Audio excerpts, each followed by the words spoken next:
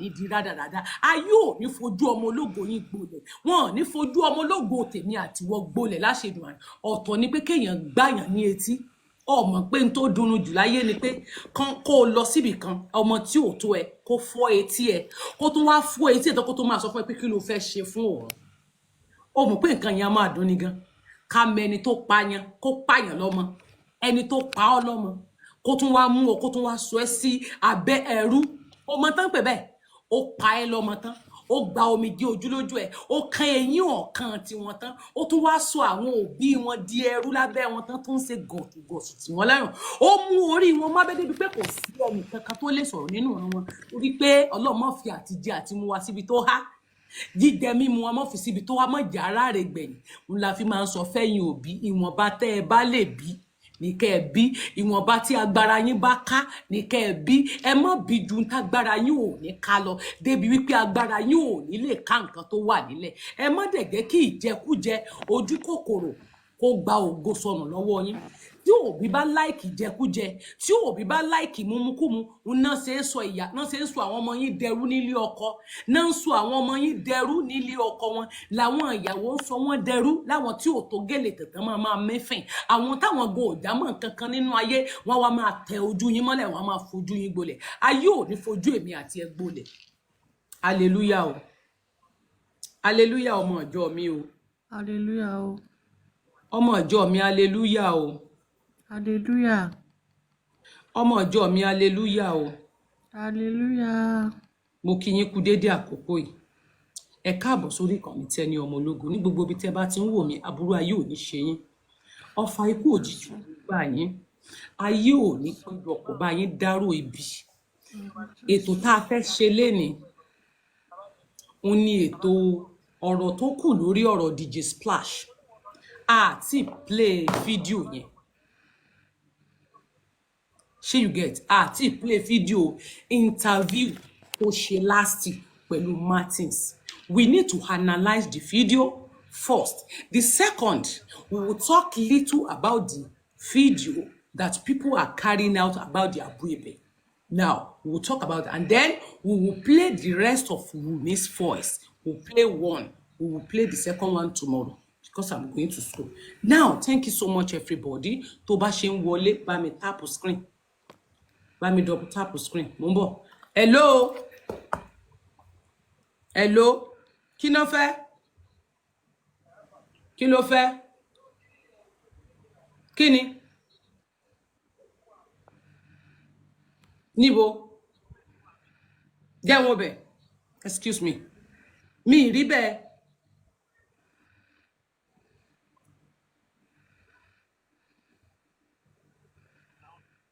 no kò yẹ kí space wà ńbẹ̀ yẹn ẹ kí wá ló ń sọ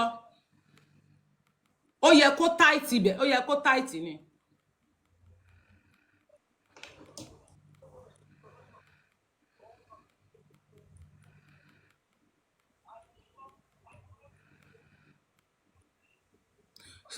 ṣé ó tóbi jù lọ ni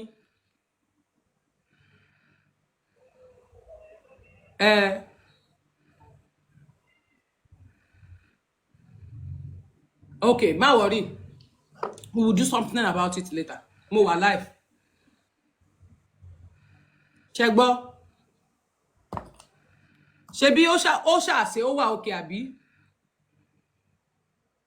ó ṣe ó wà okay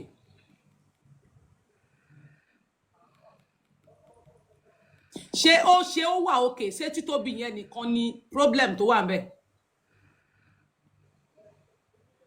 má worry má worry má worry má worry má worry ẹ tí mo bá ṣe tán ẹ má bínú ẹ̀yin olólùfẹ́ Tenny ọmọ ológo mo rán àwọn èèyàn ní nǹkan pé kí wọ́n bá mi ṣe ni so kíní páàkì tá fi ń páàkì ọjà so ìyẹn tí ó fẹ̀ ju ojú kíní yẹn lọ so ilé tí wà lọ ṣe wá ó ti tóbi ju àwọn páàkì yẹn mi sọ pé páàkì kíní páàkì ọjà ni kò ṣe àtàwọn ilé tó ṣe ó ti ṣe jù anyways let's continue a máa sọ̀rọ̀ lé lórí fídíò yẹn tá a máa play because mo rí pé nílé ayé yìí àwọn ẹ̀dá kan wà nínú ayé tó jẹ́ pé wọ́n á fẹ́ kí wọ́n parọ́ mọ́ yín kẹ́dẹ̀ sọ́tọ̀. Now ó ti di ènìyàn mélòó ló fi ẹ̀rí hàn wípé Ìyábọ̀ Òjó is a jeans lover. Tí Ìyábọ̀ Òjó bá jẹ́ jeans lover, it doesn't matter. Blogger ló náà ń ṣe, bọ̀ kò gbójú jáde ni. Bọ̀ kí láǹfààní blogger tí Ìyábọ̀ Òjó ń ṣe tó jẹ́ pé gbogbo àwọn ọ̀rẹ́ tó súnmọ́ ní àyíká ẹ̀sìn títí ẹ̀ ó fi pamọ́, gbogbo àwọn tó ń fẹ́ ó fi pamọ́, ó wá ń tú gbogbo àṣírí àwọn tí àwọn yẹn ń fẹ́ tí wọ́n ń fẹ́ ó ń tú síta. Blogger tiẹ̀ ni pé ìgbéyàwó ó tú síta. Àṣírí wo náà làṣírí tẹ́ ló ń tú? Àṣírí pé kó destroy, àṣírí táwọn kan fi sínú tó jẹ́ bànújẹ́ ọkàn fún wọn, Ìyábọ̀ á gbé jáde. Ìyẹn jeans lover. Jeans lover gbé àṣírí yẹn jáde, á fi wọn ṣẹlẹ́yà. Béèyàn bá ń fẹ́ ọkọ, bóyá ọkùnrin àtobìnrin fẹ́ra wọn nínú industry wọn. Ẹ wo ìgbà tí Tọdúnládé Adékọ́lá, ìyàwó Ọdúnládé Adékọ́lá kò mọ̀ pé ìyẹn ń fẹ́ ìyàwó, mọ́dẹ̀ ní ẹni tí Ọdún ń fẹ́, wọ́n ló ń threaten ẹ̀. Ìgbà tí gbogbo àwọn ọ̀rọ̀ yẹn ìyàwó mú mọ́ra, wọ́n sọ di sónú ẹ̀kú.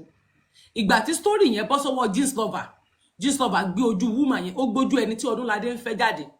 Ṣé ẹ̀yin rò wípé woman tó ti wà pẹ̀lú Ọdún tipẹ́tipẹ́ ṣe rò pé ó máa fi ilé ọkọ ẹ̀ sílẹ̀? Ṣé ẹ̀yin obìnrin yẹn fúnra yín go mọ̀ wípé ẹ̀wọ̀n yìí ti máa níyàwó lé, kí lẹ̀yin náà tún lọ fọmọ tẹ̀gbà tẹ́ bá ti rí wípé owó ti dọ́wọ́ ọkùnrin? Ìgbà yẹn lẹ́ẹ̀ máa ṣe dádì mọ́mì, lẹ́ẹ̀ máa ṣe sóṣòṣò kiri. Gbà tí ò bá sówó lọ́wọ́ ọkùnrin ẹ̀ ní pé wọn o, bọ̀ tó bá ti di pé ayé ọkùnrin yẹn yí padà, ìgbà yẹn lẹ́yìn go ẹ̀fẹ̀ lè lé obìnrin tó wà nílé kúrò kẹ́yìn rí bí wọ́n bẹ̀, which is not good. Tẹ́ bá ṣe ń wọlé, ẹ tap screen yín kẹ́ ẹ share ètò. Ọwọ́ tó bá fi pín ò ní fi gba lẹ́tà ẹ̀kún, ò ní fọwọ́ náà gba lẹ́tà àbànújẹ́ láyé, ò ní fọwọ́ náà gbẹ lẹ́tà àdàmú. Bá ń pín ètò, kó bá ń sí ààrẹ. Now orí ti bẹ̀yẹn láti bẹ̀rẹ̀. Mo sọ fún yín níjọ́ kìíní àná pé jeans lover lẹ́ni àkọ́kọ́ tí àwọn family DJ Splash tí wọ́n kàn sí, kì í ṣe Ìyábọ̀. Bọ́ nígbà tí àwọn ọmọ yẹn máa sọ̀rọ̀, wọ́n ní jeans lover ló kọ́kọ́ kàn sí àwọn. Nígbà tí jeans lover kàn sí àwọn, wọ́n ní after yẹn Ìyábọ̀ Òjó wá bá wọn. Anyways, ẹ jẹ́ kí n play fídíò ká máa mú ní ẹyọ kọ̀ọ̀kan.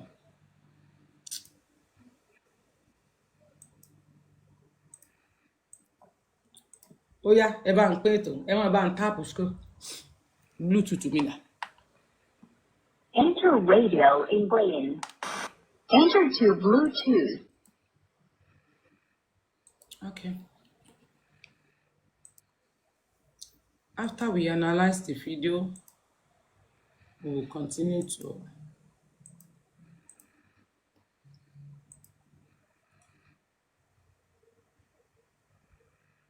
connect. Oh.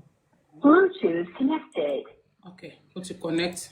Bluetooth yẹn ti wọ bẹ̀. Fóònù yẹn dà. Lóró ni mo fẹ́ fi play rẹ̀.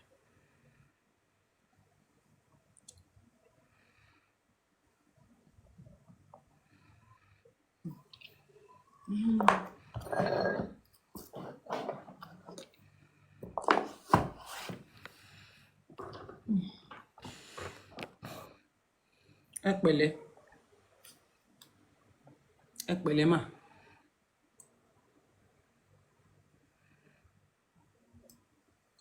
Ayé máa níkà o, ayé máa níkà òye, ẹ̀dá aráyé máa níkà o, bàbá mi máa fi mí fún mi. All right, so I have here with me DJ Splash and his brother.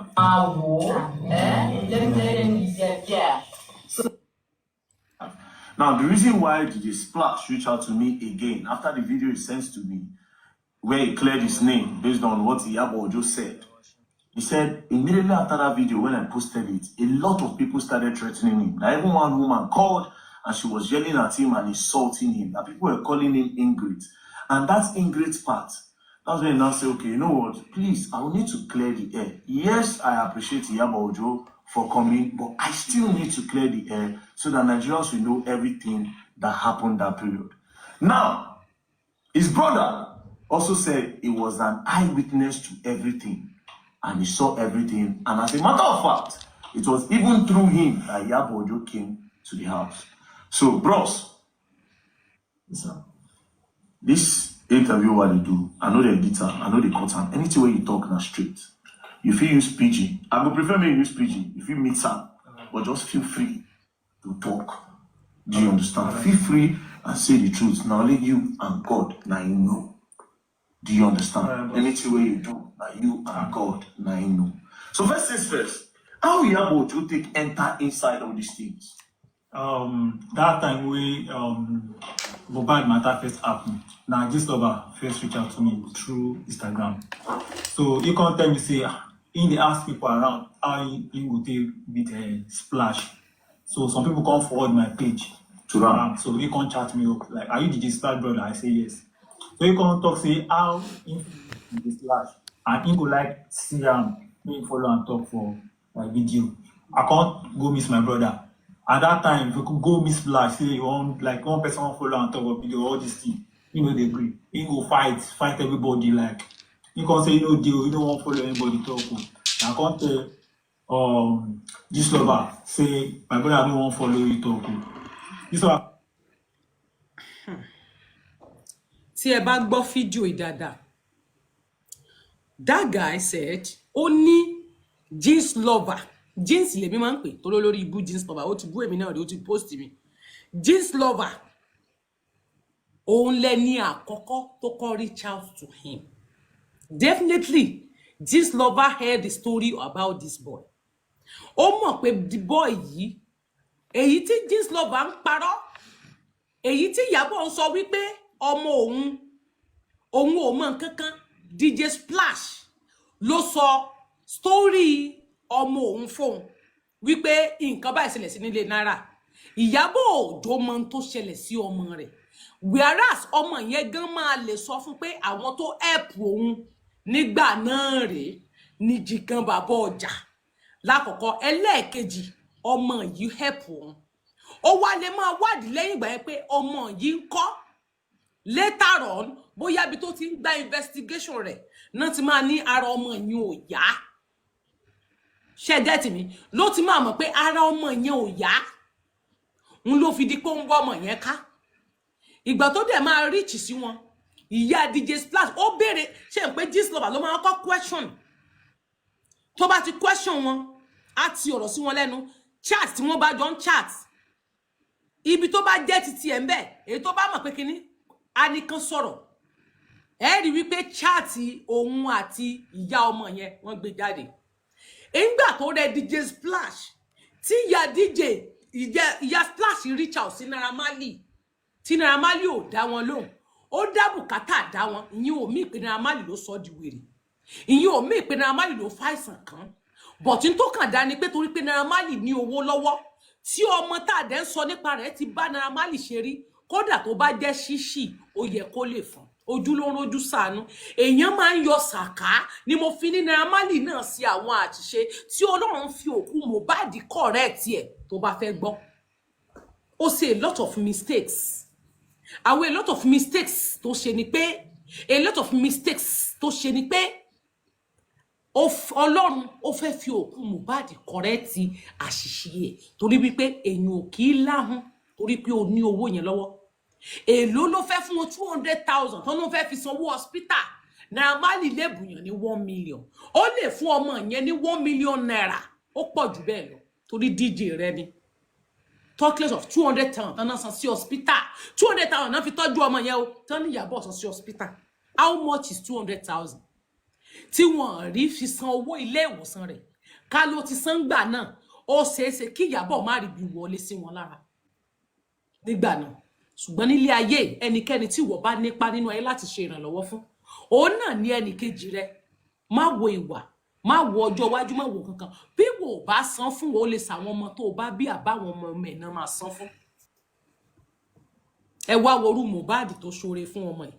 ǹjẹ́ Mohbad gan ṣoore fún padà ikú ni Mohbad fi ṣoore fún o torí tí Mohbad ò bá kú tí wọ́n bá pa Mohbad ó ṣeéṣe kí kéèsì ti DJ Splash kán mọ́ sọ pé àwọn fẹ́ gbé kéèsì ti DJ Splash wá ṣùgbọ́n èmi gbà ládùúrà fún àwọn ọmọ yín àwọn ọmọ tèmi ẹ̀yin gangan àti èmi a ò ní fikú san ẹ̀san oore gbogbo ẹni tó ṣe mí lóore ẹni tó ṣe ẹ́ lóore tó ṣe àwọn ọmọ rẹ lóore tó ṣe àwọn ọmọ mi lóore ọmọ mi ò ní fikú san ẹ̀san oore fún yàn èmi gangan ò ní fikú san ẹ̀san oore fún àwọn tó ṣàánú fún mi èyí san oore mi nínú ọjọ́ ayé mi ní wà láyé sì máa san oore fáwọn tó ṣe mí lóore padà gbogbo ọ̀nà lèèyàn lè fi san ẹ̀san oore ikú ni Mohbad fi san ẹ̀san oore let's go on lẹ́yìn ìgbà yẹn ó ní lẹ́yìn ìgbà yẹn ni ìyẹn Gistlover sọ pé òun máa wish láti wá rí àwọn ṣé àwọn pé ń tán sọ yìí tí ó bá mọ̀ pé nǹkan yìí máa padà jáde wọn ní ever láyé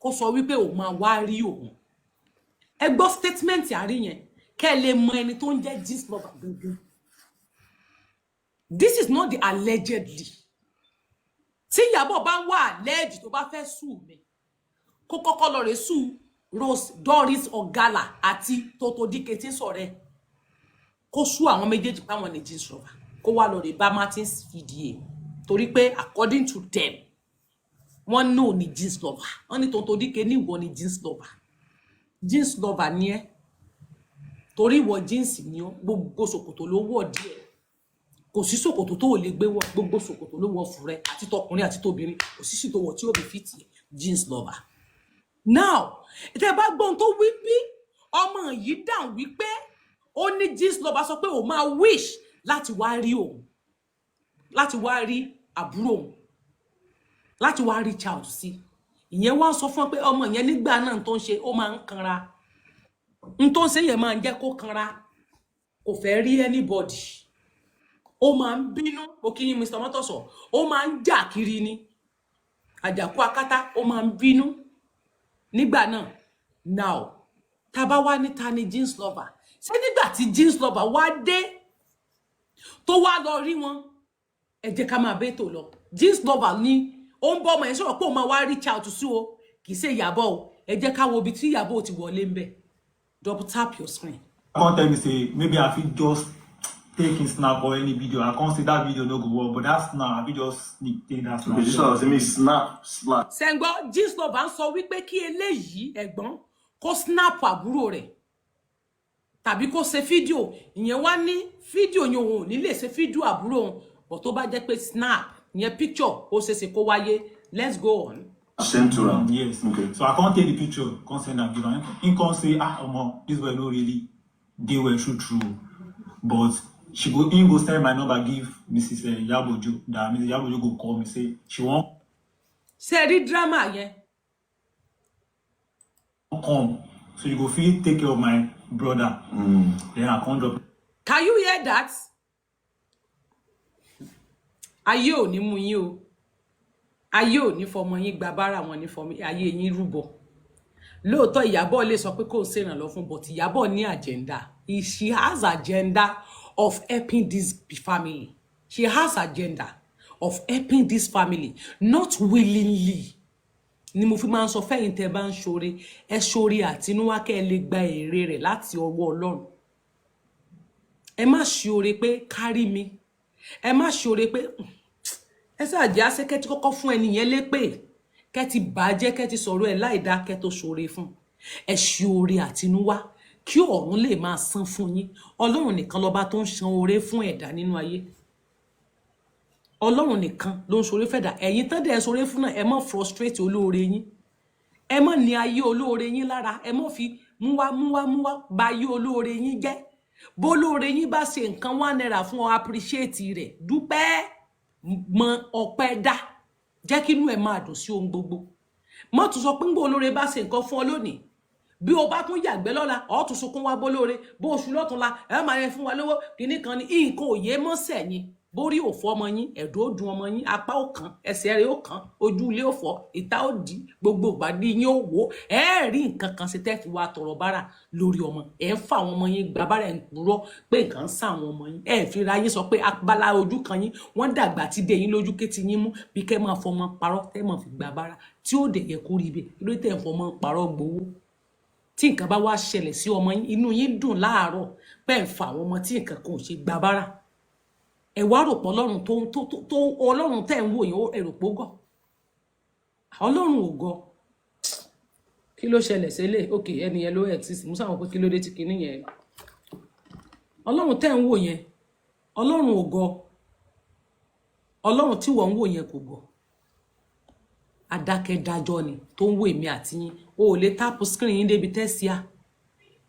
ẹ lè sí àdébi tẹ́ táàpù ẹ kàn lọ́ọ̀rẹ́ ní friend lórí péjì yín ẹ ní àwọn followers tán follow yín kí láǹfààní follower orí burúkú tán ṣe wọ́n ń follow yín ni wọ́n ní tí wọ́n ó ṣe they are just follow you now let's go on tẹ́ bá gbọ́ tí bọ̀bọ́ yẹn sọ ó ní Gistlover sọ wípé òun máa send nọ́mbà àwọn sí Ìyábọ̀ Òjó why tó jẹ́ Ìyábọ̀ Òjó ni Gistlover ń sọ pé òun máa send number sí because Gistlover play game ń bẹ̀ yẹn kò fẹ́ kí wọ́n mọ̀ pé òun náà ni Ìyábọ̀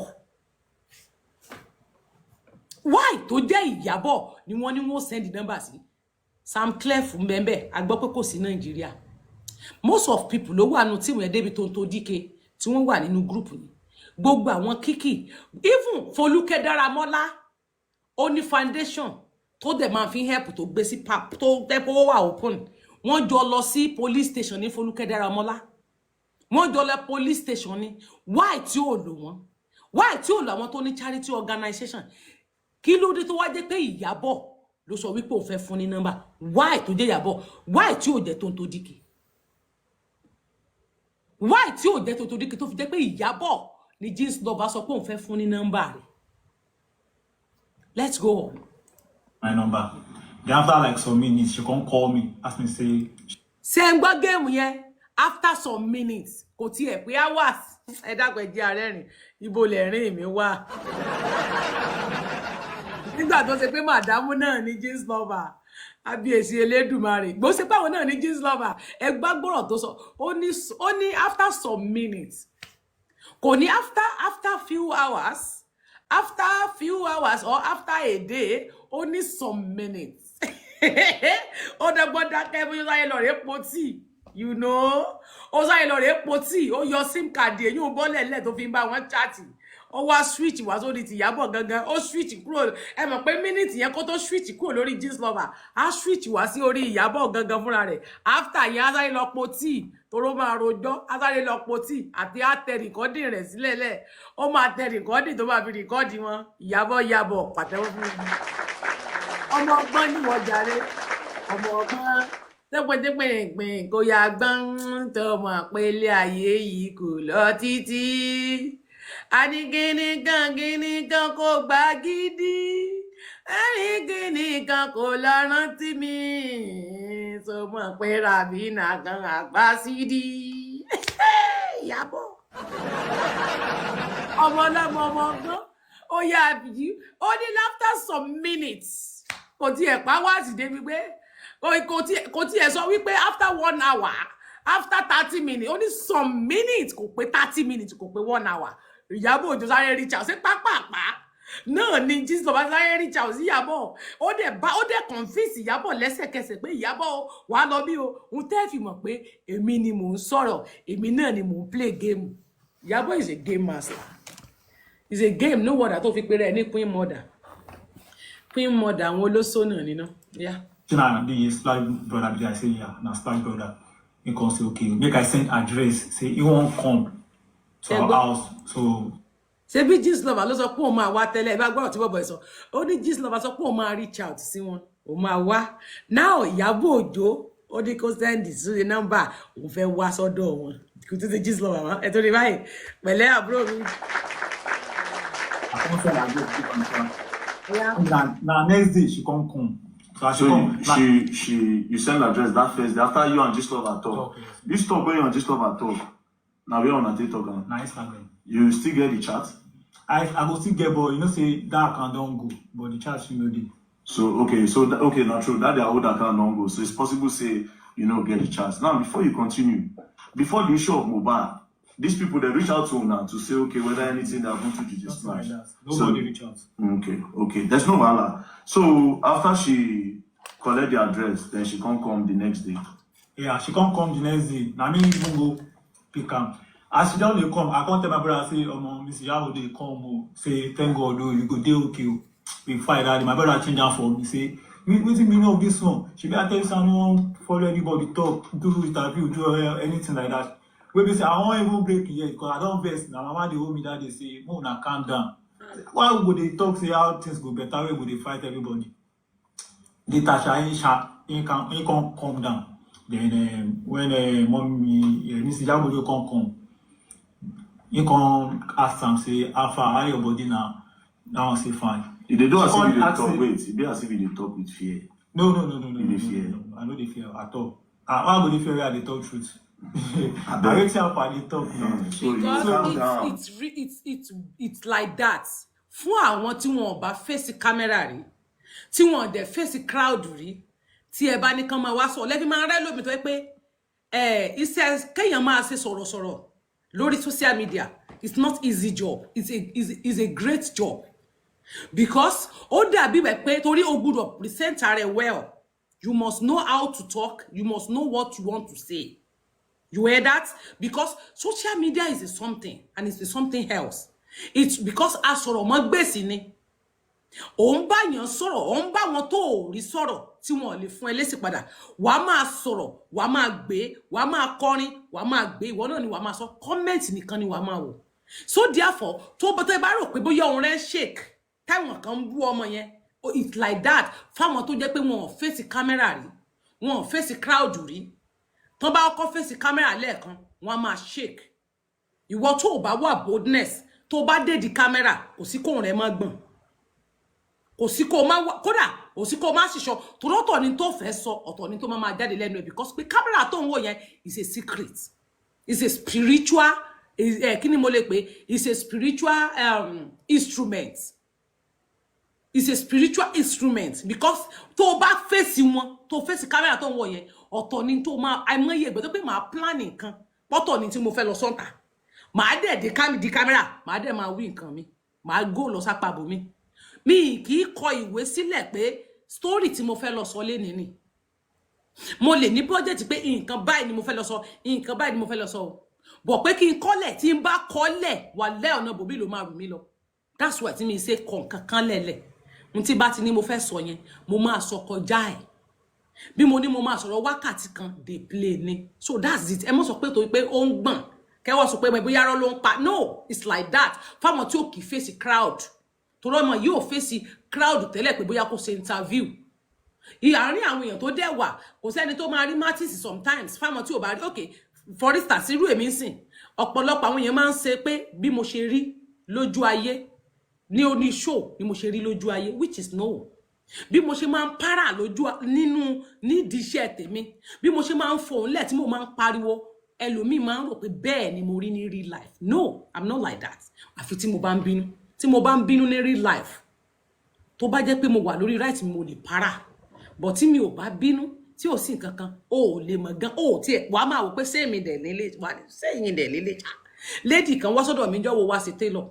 Ó wá wọn aṣọ tí mo fẹ́ lò fún civil wedding. Ó dẹ̀ ń wò mí. Ó wá ń sọ fún mi pé nǹkan a tún jọ lọ jà lọ́ra sọ. Mo ní kó jàgbàdo, mo ní kó ra àgbàdo, mo ní kí n ra nǹkan fún wọn. Òun ṣe no, òun ò jẹ, òun ò ṣe gbá. Wọ́n ní ṣé mi fẹ́ fún yín ní nǹkan jẹ, mi ò lè fún yàn lóògùn jẹ. Wẹ́ kò kàn mí. Nígbà tí mo dẹ̀ délé, ó dijọ́ kejì, kò rántí gbaṣọ yẹn lọ́wọ́ mi ó lọlé. Ó dijọ́ kejì ó wá sọ́dọ̀ mi, ó wá gbé aṣọ. Ó gbé ọmọ yẹn sílẹ̀ lẹ́bẹ̀ẹ́ torí ó gbé àwọn ọmọ dání, ó gbé àwọn ọmọ méjèèjì tó bí. Àwọn ọmọ yẹn ó káwọn ọmọ ẹ̀, ó gbé ọmọ ẹ̀ kan wá, ó gbé yẹn wá, ìyẹn ń dún pẹ́rẹ́rẹ́. Mo sáré wọ kitchen nígbà tí mo rí pé ọmọ yẹn ń ké púpọ̀. Mo sáré lọ rí ro ọkà bàbà, mo ro òkèlè, mo rò fún, mo ló yẹ fún àwọn ọmọ yẹn, ẹ fún ọmọ yẹn jẹ, ebi ló ń pa. Ebi ló ń pa ọmọ yẹn because ọmọ yẹn kéré, àwọn ọmọ yẹn wẹ́ gan. Mo ní ẹ̀kọ́ mímu kò lè yó. Mo sáré wọ kitchen lọ, mo ro ọkà bàbà, ọbẹ̀ la aláṣepọ̀ tí mo sè, mo ní ẹ fún jẹ. Ó yá, ẹ máa nu ọmọ yẹn. Mo jókòó. Kí ni pillow yìí? Still kò tí dá mi mọ̀ pé mi ni o, kò dá mi mọ̀, kò mọ̀ bóyá mi ni o. Pillow tó fi ṣe kíní gift birthday fún mi ní 2021. This pillow. mo wá gbé síbẹ̀ yẹn pé kó fi ẹ̀yìn ọmọ yẹn tì mo wá gbé ọmọ yẹn síbẹ̀ mo fi ẹ̀yìn ọmọ yẹn ti pílò yẹn ìgbà tó wá débẹ̀ tó wá gbé ọmọ yẹn ó wá ń wo kinní yẹn wá wíwá mo dẹ́ni yìí mọ̀ ṣe pé picture yìí ti pẹ́ kì í ṣe new picture ṣe pé old picture ni àwọn picture 2020 wà ń bẹ̀ àwọn 2021 2022 wà ń bẹ̀ nígbà tó kàn mi ò balẹ̀ tójú mi rí yòrò tí ì ní sùn lóru wà ń bẹ̀ ó wá wò pé ẹni ìjọ ẹni tó mọ̀ rí ó ń wo ẹni yìí jọ ó wo picture ẹni yìí náà ni ẹni yìí náà ni ó wá ní mo mọ̀ yín bì kan mo ẹjọ́ ẹni tí mo mọ̀ ṣé kìí ṣe ẹ̀yin ni mo ní níta ni mo lé mi ó ní mo mọ ẹni yìí alẹ́ yìí ni ó sì alẹ́ yìí ni mo lé mi kọ̀ ó tún wá wò torí tẹ́mi bá dẹ̀rẹ̀ mo máa ń borí mo lè borí kí n lo mask tí n máa ń lò orí tí n máa ń bò tí màá fi mask cover tí màá tó lo glass kò jẹ́ kí many people kan recognize mi gbà tí mo wá délé tí mo tún tú lẹ́lẹ̀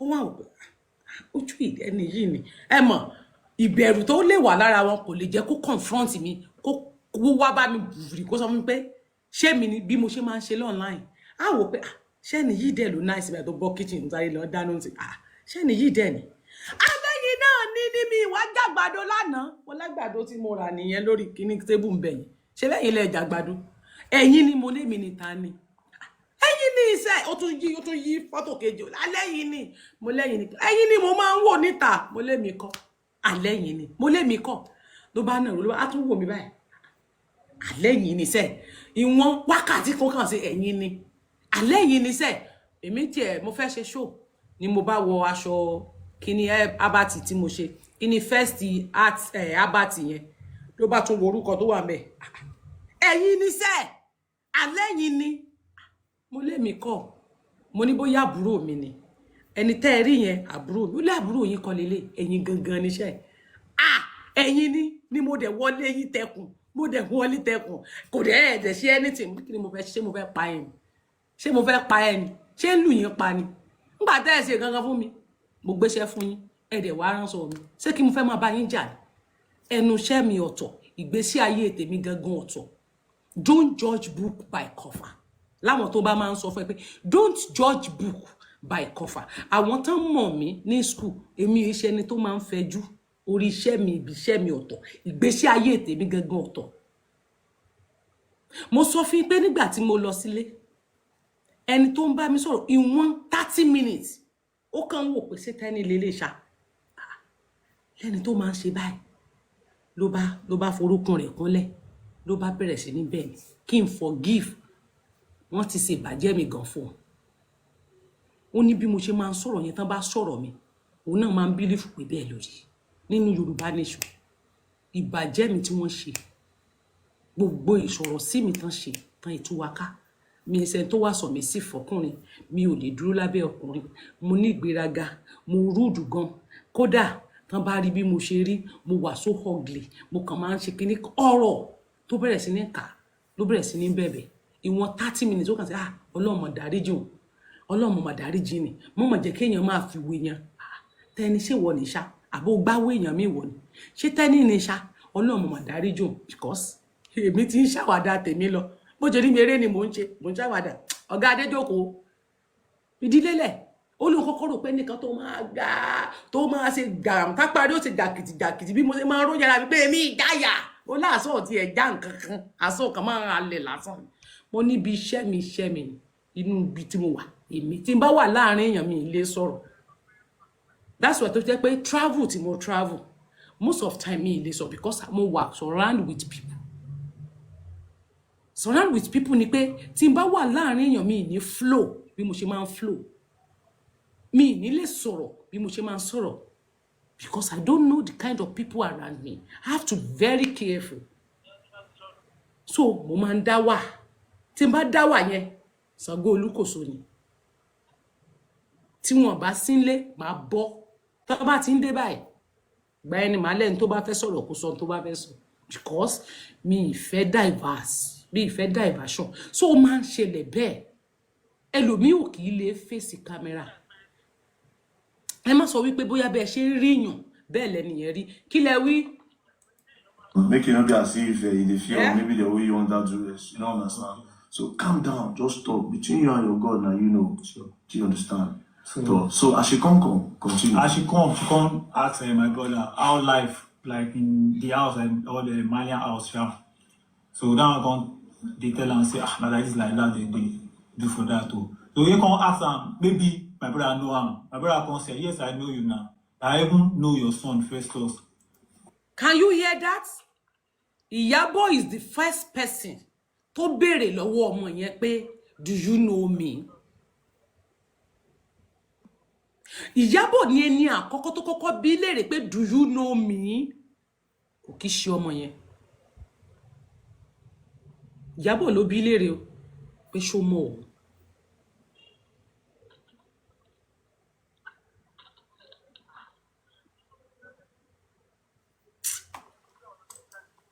So she can't be like, wow, you know my son. How do you know my son?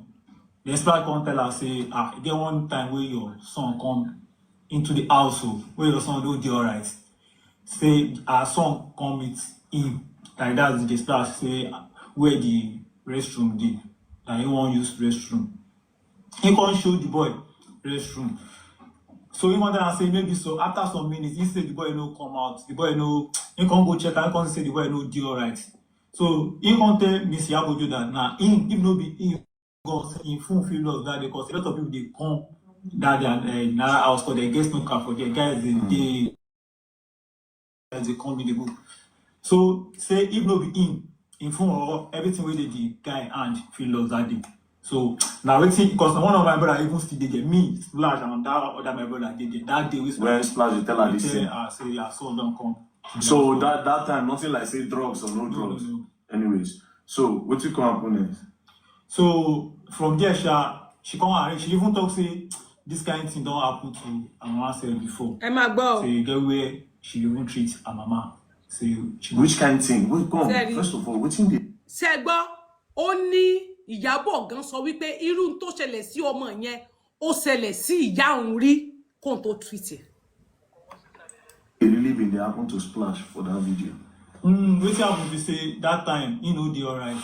He no get himself. He no know wetin he dey do. But no be say he really lost all that memory. But that time, he get some acts where the act, the way in the act sometimes. Was it drug related? No. This part, make her ask Splash. Splash, Yeah. you listen to what your brother talk. Yeah. Now, man, hear from me. When you see Yabojo, what happen?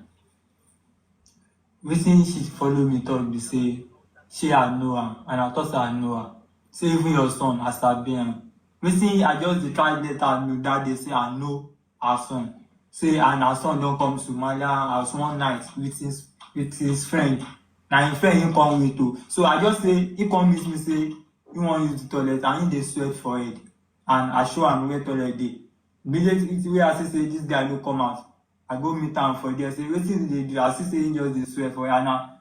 He drop him phone. I just make sure say I put him phone for him pocket where he no lost him phone that night. I waiting, I let her and she say, okay. So let's start what we want to do. Can you hear that? Ṣé gbọ́n tọ́mọ yẹn sọ ṣá? If I tell her The say same thing tí ọmọ yẹn sọ náà ló repeat. Kò sọ wípé ó mu oògùn olóró àbí Naira Marley fún ní nǹkan. Ìgbà tọ́mọ yẹn kọ́kọ́ dá bọ́ta, same thing tó sọ náà ló tún repeat bẹ́yẹn. Ẹni tó bá ń parọ́ ọ̀rọ̀ ẹnu ẹ̀ máa ń change. Ẹni tó bá parọ́ ọ̀rọ̀ ẹnu ẹ̀ máa ń change. Even gan ìbínú ni ọmọ yẹn fi ń sọ tó bá pé lóòótọ́ ló sọ bẹ́ẹ̀ fún pé Naira Marley ń ló fún ní nǹkan mu. Ọmọ yẹn máa gbọ̀n. Ẹ rí i pé ó wà bold. Ṣé ẹ fẹ́ bà tiẹ̀ jẹ́ ni? Ṣé ẹ fẹ́ pa ni? Ìyábọ̀ Òjó nìsín ó ti sá lọ. Ó mọ̀yàn ó mọ gbogbo àwọn ọba. Ó mọ àwọn ọlọ́pàá. Ó mọ gómìnà, ó mọ lọ́yà. Tán bá wá lọ sú ọmọ ilé ẹ mọ̀ pé ẹ̀sùn tán gbélé lórí yẹn ẹ̀sùn tó lé ní wípé òun ló divert case Mohbad òun ló fún sẹ́yìn náà wá rí òun ló fún Ìyábọ̀ Òjó ní information pé Naira Marley ló fọmọ ẹ̀ whereas Priscilla ló ń dá sẹ́dẹ́. Ẹ mọ̀ wípé Martins sọ̀rọ̀ yẹn lánàá wípé nínú ọ̀rọ̀ tó sọ pé Ìyábọ̀ Òjó ní pé ọmọ òun lórí lísì ló ń gbé gbogbo fídíò cut and join òun ló send ẹ̀ sóhun. Kì í tún ṣe DJ Splash mọ́ ló sọ information fún yín. kì í ṣe jìgan mọ́. Priscilla ló gbé gbogbo fídíò wá. Definitely Priscilla náà ló ń fún ìyá ẹ̀ ní information rubbish tó lọ nínú ilé Naira. Torí pé kò fẹ́ kán sú ọmọ ẹ̀, ó wá yí lérí àwọn ọmọ ọlọ́mọ. Torí pé ó ti wá ràn wọ́n lọ́wọ́, ó rò pé àwọn ọmọ yẹn wá ya wèrè, wọ́n wá accept irọ́ tó pamọ́ wọn torí pé ó ṣe wọ́n lóore. Kí láǹfààní oore tó ṣe wọ́n tó fẹ́ rán wọn lẹ́wọ̀n? Kí láǹfààní oore tó ṣe ọmọ yẹn tó tún fẹ́ dá padà sí ẹsẹ̀ àárọ̀? O lè máa parọ́ mọ́ ọmọ ọlọ́mọ kó wá wò wípé yóò dákẹ́. Ta lẹ́ni yẹn ní, ta ló ní nígbà kan bá lọ ya bò mọ́lé. Táwọn Malians rè lù pa mọ́lé. Àbí tí Naira Marley lọ tó ní kán kó pankẹ́rẹ́ lọ bẹ̀ kán lọ rè lù nílùkulù nígbà tó bá pa. Àbí ta lè lò àbẹ́ ẹ̀mọ̀ pọ́rọ̀ tó lágbára ni. Ṣé Naira Marley gan ò lè wáyé lọ́lé kó lọ fún nígbàjú research pé ṣé gbà tó gbé lọ́dọ̀ mi ṣe mo ṣe báyìí fún ẹ. Why táwọn èèyàn kì í ronú? Ẹ̀yin olórí burúkú kà kàn kóra yín jọ sí orí social media. Ẹ máa sọ̀rọ̀ àwọn òpònú bíi tí náà dẹ̀ máa wò yín. Àwọn ẹni wèrè bíi tí yín á máa wò yín sókè ọmọ yẹn kó dẹ̀ gba irọ́ tán pamọ́ pé òun ló sọ fún wọn pé Naira Marley fún yàn ní oògùn olóró mu kó dẹ̀ accept bẹ́ẹ̀ ẹ wicked ẹ ṣe abiyamọ. Torí tẹ bá já abiyamọ mo rí èyí tó ń pè ní ẹlẹ́nu gbásùn tó wà ní Canada tó ló ń pè rẹ̀ níyà ọgbà tó lè jí ọmọ ẹ kó parọ́ burúkú mọ́ ọmọ ẹ̀ bẹ́ẹ̀ yẹn torí pé kò sówó lọ́wọ́ ẹ̀ tó máa fi tọ́jú ẹ̀ wọ́n wá yí irọ́ tó lè rán yàn lọ sí ẹ̀wọ̀n tó lè jẹ́ kán yẹgi fún yàn deformation of character. Àbọ̀ mọ̀ pé Naira Marley lè sue ẹ̀ ni. Naira lè sue DJ Splash fún deformation of character. Deformation of character. Naira laws ó lè sue ẹ̀ fún ẹ̀sùn ìbanilórúkọ jẹ́. Sammy Larry lè sue ẹ̀ fún ẹ̀sùn ìbanilórúkọ jẹ́ wípé wọ́n lò ń fún ọmọ rẹ̀ ní oògùn olóró mu. Ọ̀rọ̀ tún jẹ́ pé ó la ẹ̀mí lọ. Ọ̀rọ̀ tí ẹ̀mí sùn tí wọ́n fi lọ exhume ẹ̀mí tí wọ́n gbé ẹ̀mí kalẹ̀ sínú mọ́ṣúárì. Ẹ wo iye àwọn tó yẹ pé wọ́n wọ ẹ̀wọ̀n lórí kéèsì Mohbad. Ẹ wo iye àwọn tán tún para ẹ̀wọ̀n lórí kéèsì Mohbad. Ẹ wo iye àwọn tán sì ń wá ẹ̀mí wọn kiri láti fi ṣẹlẹ́yà láti fi ṣẹ̀sín. Ẹ wo iye àwọn tán ti ráràn sí ẹ̀mí bọ́ lórí kéèsì Mohbad yìí. Ẹ wá ní kí ọmọ yẹn gba gbogbo ọ̀rọ̀ yẹn pé òun ló ń ba iye kéèsì Mohbad jẹ́ òun ló ń pa irọ́ fún Ìyábọ̀ tó fi sọ pé Naira Marley Sammy Larry ló ṣekú pa Mohbad.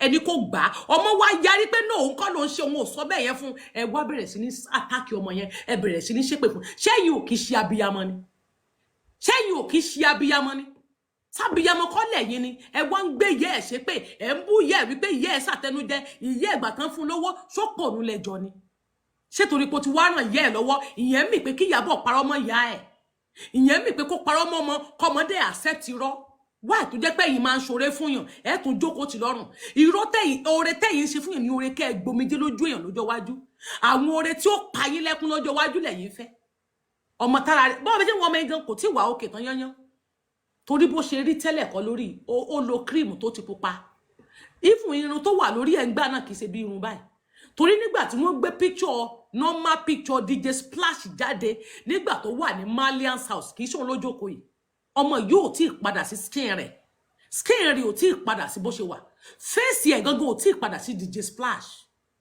ẹ wá fẹ́ kí ọmọ yẹn kán lọ ṣe léṣe káwọn Malians kán lọ rè kó bá kán lọ lè lu ọmọ ọlọ́mọ léṣeléṣe àbí kí public dédé lọ ya balẹ̀ kán sọ ìyá ẹ̀ lókùtà pa kán sọ lókùtà pa pé ìwọ ló divert kéèsì ọmọ ọlọ́mọ àbẹ̀mọ̀ pé justice for Mohbad gan lè bínú pé really ìwọ ló ṣekú pa ọmọ ọlọ́mọ ìwọ ló parọ́ torí pé wọ́n fẹ́ gbàwòsàn ṣé mọ̀ pé ẹ̀sùn tó lágbára ni kán fi ẹ̀sùn irọ́ burúkú kànyàn ẹ wá ní kí ọmọ yẹn accept kó gba irọ́ yẹn bẹ́ẹ̀ ìgbà lọ fẹ́ o kò lè gbà bẹ́ẹ̀ no go area ni kò lè gbà níbo ló ti fẹ́ gbà ẹ rò wípé èèyàn burúkú bíi tí tó pẹ́ ti torí ìjẹkújẹ tẹ́ fẹ́ jẹ ẹ torí tẹ́ fẹ́ jẹ ẹ mọ̀ bọjọ́ ọ̀la yín jẹlẹ̀ pé mo like tó ṣe bó ṣe sáré debunk irọ́ tẹ́ pamọ́. Drug she go talk say okay you and who dey drug that night say only first us say and when I come out from the hospital me and her never discuss anything again about can you hear that? Maybe I know his son or maybe I know anything again me and her never discuss anything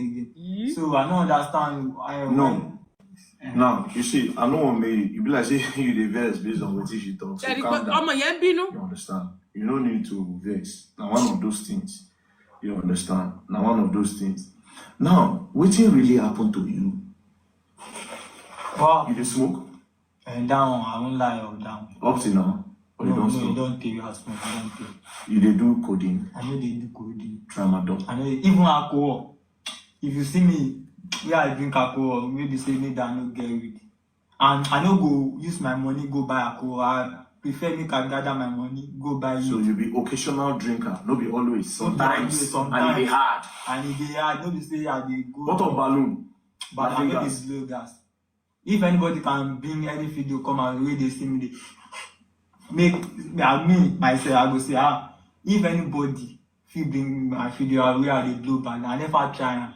Okay, now for that Malian house, now only Festus or Yabojo house they come there, I'll be another person still there.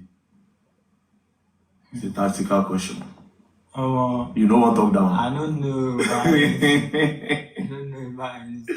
We can look at it the other. Don't worry, don't worry. Ẹgbẹ́ dá padà. Nǹkan bẹ́ẹ̀ bẹ́ẹ̀ o. Now only Festus or Yabojo house they come there, I'll be another person still there. It's a tactical question. You know what talk down? I don't know. About anything. Ọmọ àlè ní wá ti ṣe ọlọ́gbọ́n ọ̀dàlérú. Ẹjẹ́ ń kú ẹ lọ́wọ́ ìwọ gan ní ìdìgbálẹ̀. Ẹjẹ́ ń kún fídí ẹ̀ mú yín ní ìgbálẹ̀ lórí. Ó ní ìdìgbálẹ̀. Èwo ní ìpò ọ̀ngbálẹ̀. Ìgbálẹ̀ méjì péré ló jẹ. Kí láàbùrọ̀ máa kú ẹ tún pé ṣé Festus àti Ìyábọ̀ nìkan ló ń wá síbẹ̀ yẹn àbá other people. Bí ọmọ náà ń wá, àwọn mélòó náà wá ń gbọjà ń bẹ́ ọ́n, kò sí wàhálà.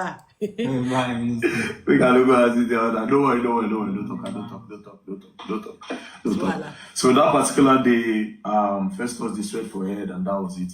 Anyways, let's leave that side. You say you appreciate Iyabojo for what you should do for you. Yeah, I really appreciate. Like I'm grateful. Cause that time nobody come to my rescue. So as she come, I really I'm grateful. I'm really happy, and I dey thank her anytime, any day. Say she try, where she come from. If not, I for not dey well like this. So and I know the thought say she no do. I know the thought say she no try. But make she no come put me for any matter. Now I dey my day now. I dey do my thing myself. So people come dey tell me for matter wey No concern. no concern me. That's So good. I know they. Now, you were not feeling too well then. Now, as for you say you get one or two things where you go see like clear. Ọmọ burúkú lọmọ ẹ ọlọ́gbọ́n. Ọmọ ẹ yóò gbádùn rárá. Ó ní ẹ wá.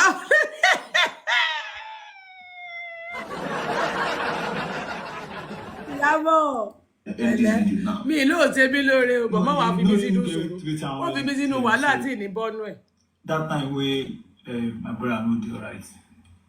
Even that time where Miss Yabojo reach out, we get a lot of calls, a lot of people that really like want to come, like all these Agidigbo and After Yabojo go, yes. I even tell her, I told her some people want to like come for our help, or, like to rescue my brother, like all this. Like she said we should not grant any other interview any other people.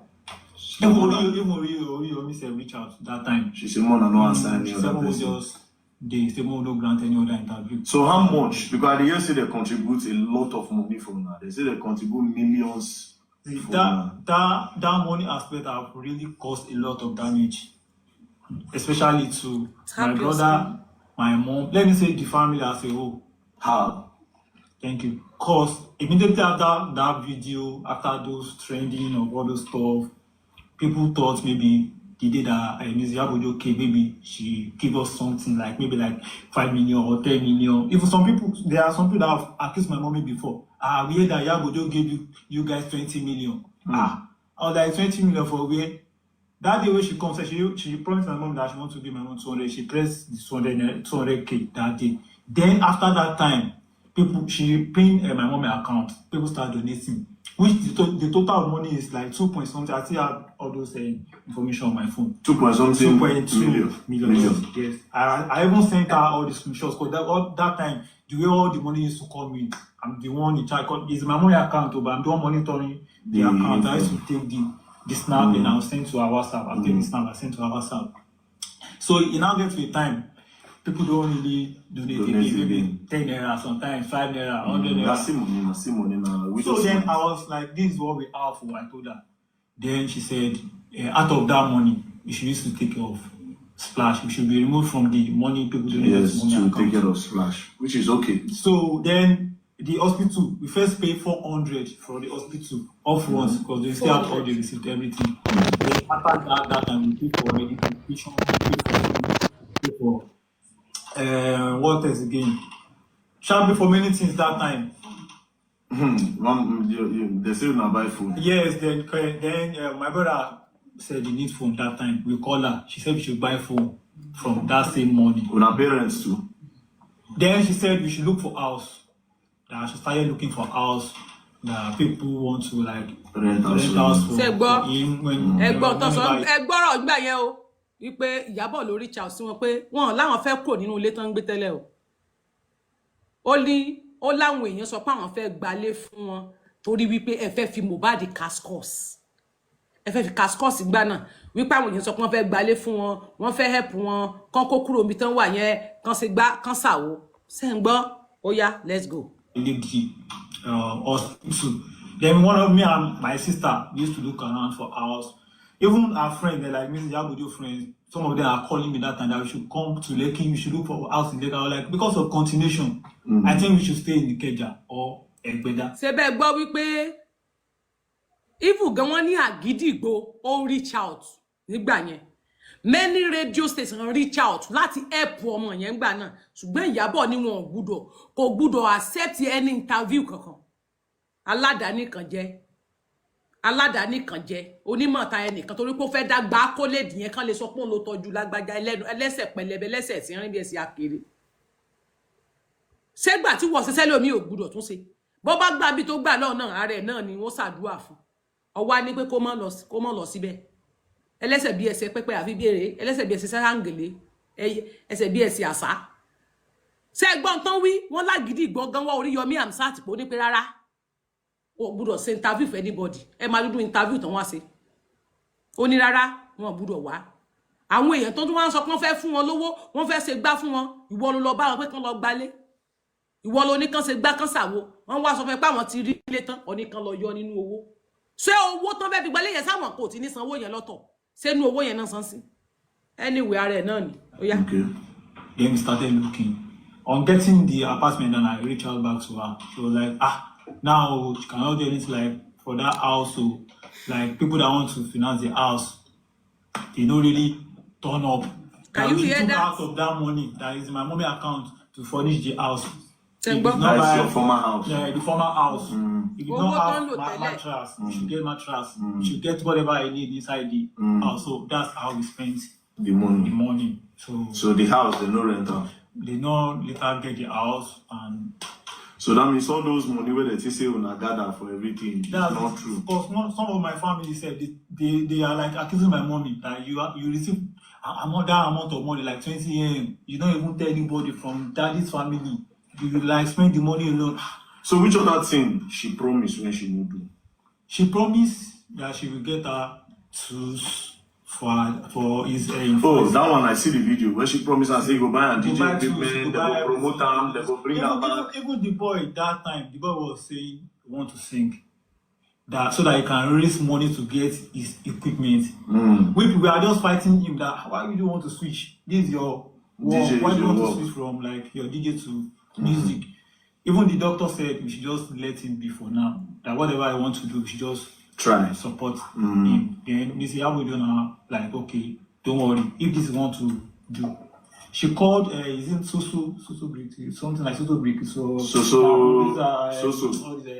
so he called him that day. She called the man that day that he wants the man to like support this blah blah blah. And I say no problem. So she now promised that January about that music stuff that he turn up for him that he should just calm down. Then January came, we reached out to her. She was like, she have many things she's doing now. She's shooting movie, so we should not disturb her. She have many things that she's doing, she don't have time for anything for now. Then the boy started recording. Maybe he can just gather some money to get. Did he try to call her? That time when she made the did he try to call her that Slash. time? Yes. He used to call her now. He used to call her that time. And she will respond, sha. Sometimes she will respond. Sometimes maybe she's busy. She not. But it gets to a point where she's not even. So at what point, what made her to not stop picking your call or your mom or anybody's call? What's happened? I think there's a time that Splash reached out to her that he need some things. Then that's when she sent a voice note that day that people are disturbing you. That's why I don't like helping people. This, that. The boy now called me that day that he reached out to Miss Yabojo. This is what Miss Yabojo told him. I was like, send me that voice note. Do you have it? Then when I told him, he was like, she have deleted the Okay, so she sent the voice note and deleted it So I was immediately. like, see, and I was even fighting my brother, like, you are not even sharp. This type of thing is supposed to like Forward it to immediately. me so that I can, because we are in this together. If anything happens tomorrow, we are in it together. So that's how that side now. So me, when I was talking to him, he said something. When I was ready to go, he said that your mother is owing money, lapo, house rent, and all that. What's the story about that? She like about the money. It was part of the money that she like borrowed that time that before all this Okay, borrow for his to take care issue. of her. Mm. So you know all this money is interest. Yes. When you can't pay up on time, then They the will interest. increase it. Then after Miss Yabojo came, my mommy was like, she don't want to just sit and not doing nothing. So she started doing POS. From that POS, a lot of debt starts coming in because they might do transaction that the transaction might like say decline. Later, she later find out that the money have Gone. Good. And the people will just take the money. That's how the debt starts piling up. Then she now go from one this committee that used to loan to another, so that she will just try to manage herself. Because all the promise that she Miss Yabojo even promised my mom that she will get a shop for my mom. Oh, she promised your mom that Tẹ́ ẹ she bá will lè get your ṣe mom a ẹ shop. má máa ṣe Something mọ́ like that happened. But we can't really. kò dáa can't yóò really wà go lọ́kàn back. àwọn tẹ́ ẹ sọ fún. She don't own anything. Tẹ́ ẹ bá promise èèyàn ní nǹkan pé wàá ṣe nǹkan báyìí fún lágbájá n tó bá ti mọ̀ pé ò ní lè mú ṣe o má wulẹ̀ dá torí pé ọkàn wọn máa wà ń bẹ̀. Like me, I don't promise people. Ọkàn tèmi ni mo mọ̀ pé máa sun oore fẹ́ ni mo fẹ́ ṣe nǹkan báyìí fún torí tí n bá ilé fẹnu sọ jáde mi ní gbádùn ó wá lè bọ́ sí time tó jẹ́ pé nǹkan gan máa tún ṣẹlẹ̀ tó jẹ́ pé nǹkan tó ṣẹlẹ̀ yẹn kò ní lè jẹ́ kí n rí ṣe mọ́ ìdí nìyẹn tí mi fi ní sọ jáde bọ́n tí n bá fi lè sọ jáde gbogbo múṣẹ́ kí n má sọ jáde ni oore tẹ́ ẹ bá ti mọ̀ pé ẹ̀ ní lè ṣe ẹ má sọ fún ẹlẹ́dàá àwọn ẹnìkan inú ẹlẹ́dàá kan ti ń dùn pé olóò máa ṣe òun lóore ó wá disappoint ẹ báwo ló ṣe fẹ́ rí lára ẹ̀ torí inú ẹ ti máa dùn ẹ̀dẹ̀ tí ní kankan mọ́ gbàràn lọ́wọ́ ń bò mí Ìyábọ̀ àwọn tó fi wá fún interview fún wọn láti help one time yẹn oníkan mọ́ wá oníwọ̀n gbọ́dọ̀ dáhùn Oríyọmí Hamzat wá gbogbo alamọ àgídìgbò oníkó mọ́ wá kó dẹ̀ kó jẹ́ wípé 300,000 500,000 Oríyọmí gan máa gbà lórí péjì ẹ̀ fún wọn ara ẹ̀ náà ni àwọn platform yẹn tí wọ́n máa interview wọn táwọn náà máa fi promote page wọn ara ẹ̀ ni but oníkan mọ́ ṣe é ó wá fi wọn ní fake promise pé o máa dúró o máa dùgbà o wá ṣetán o ò ṣe nǹkan yẹn mọ́ àwọn èèyàn dẹ̀ rò pé o ti ṣe nǹkan yẹn torí o ti sọ public o ti sọ níta gbangba pé ẹ máa ra díje ẹ máa ra gbẹ ẹ máa ra wo do ẹ promote page ẹ o tẹ́ bá ti gba page náà lọ but so ẹ kó rí bẹ́ẹ̀ ṣá n tẹ́ ẹ bá ti ní ṣe ó lè ṣe bùkátà kan ló dé tí ò jẹ́ kó rí ṣe I'm not blaming you for that but ẹ má máa ṣe oore tẹ́ ẹ ní lè mú ṣe ẹ dẹ̀ má máa jẹ́ aládàáni kan jẹ́ ẹlòmíì fẹ́ ṣoore fún wọn ẹnìkan má ṣe kó ṣàdùn lọ́dọ̀ ti ẹnìkan bó ló ṣe ń rí bẹ́ẹ̀ àwọn kan wá lọ́mọ yín ò mọ̀ọ́rẹ́ oore wo ni o mọ̀ lẹ́yìn ìgbà tó promise ẹ̀ ní amenities tó o ti jẹ́ kára rẹ̀ yá èyí tó dáa jù ń bẹ̀ náà nu èyí tó ṣe jù nínú ẹ̀ òun náà ni pé o jẹ́ kí ara ẹ̀ yá o ṣé o màdámù ṣùgbọ́n kò wá yẹ kẹ́ tó ń dá padà sí ẹ sí àárọ̀ níbi búlì tí wọ́n ń búlì rẹ̀ torí ìwọ gan sọ pé ìyá ẹ̀ ti ya wèrè rí bó ṣe ṣe ń gbà náà ẹ tọ́jú ìyá yín ni ṣó wá yẹ kó jẹ́ wípé ohun tó ṣe ìyá ẹ̀ nígbà yẹn ó tún máa padà sí lára báwo ni ó ṣe rí ìwọ ló tọ́jú ẹ̀ tára rẹ̀ fi yá adúpẹ́ o màdámù ìwọ ló lo agbára ẹ̀ láti gba donation fi tọ́jú ẹ̀ adúpẹ́ o màdámù kì í ṣe inú àpò ẹ̀ thank you màdámù ǹgbọ́n sóra ẹ kó wá padà tún sọ sínú ẹ̀ sí àárọ̀ nípa búlì ìyẹn wá mì pé kó wá pa irọ́ mọ́ ẹlẹ́dàá ẹ̀ torí pé ó help ẹ̀ ṣé kò wá ní padà ya wèrè tẹ̀ ní kò yà ẹ́ ṣáyégò ní fi nǹkan kan níbi irọ́ yẹn ṣáyégò ní bínú ṣé wọn ò ní wọ gbódù fún ẹ mọye èpè tí wọ́n ṣe nígbà Mohbad kú. Oh, lost anything. She knows. So, Yeah, me, they I'm don't just screen. because the allegation is too much. Like this guy is ingrate, blah blah. me, I really appreciate what Miss Wow, Yabo to come. do, like to take care of this. But some other things were not true, and they But did it. there's one of my sister that even called me like before this period. That my sister called me. She was telling me on phone like, she not see Miss Yabo do live yesterday on TikTok. I was like, I'm not online, no, I don't see the live. So that my sister was like, she pin account. He said, DJ Splash apartment 5 million. This one, that one. I was like, we don't see any money. The only money that Nigeria people Àǹtí Ìyábọ̀, donated to my mommy. ẹ gbọ́, sẹ́yìn lẹ gbowó sọ́wọ́. Ó gbọ́ ẹnu tán o. Oh, so that will start calling you that Yabo Ojo is doing live, they pin an account, but that account is not DJ Splash account, and it's not your mommy account. So she was not calling. But do you have a screenshot of that? For that live, or let us ask that my sister if she has. If she took one a that called me, screenshot, so that we'll be sure whether they used the splash to do something else. She was the one that called me. So when I told her, she was like, you guys should go out, go and tell this one, go and do that. I was like, we don't want any problem. They just let everything Do this go. one and She do have this. come and tried her best. They just let everything slide. I'm saying this Not to because you are tarnish the her ears, or to let people but think just to she's a clarify. bad person, but just tell the Nigerians that she tried her best. Not that everything that people think she do, that she does. So that is what I'm trying Okay, to so it's simple. She tried, Yes. but some of the things that she said she did, she didn't do them. And some of the promises that she promised, didn't do. Now, Jesus Splash told me something. He said, una know that they lock on our house. Yeah. Say landlord, they complain and everything. Yeah. So me, this thing I won't do it for back, but I go do it for video, so that they don't go talk tomorrow. Say very dark man pay this boy to say so that anything I'm doing go be say this is the reason. Nothing like that at all. Now, when I say I won't collect another house, which is how much? 950. You said 950, Yes, and the following year it will be 700. 700. So I will see whether I feel pay for the first 950, pay for the.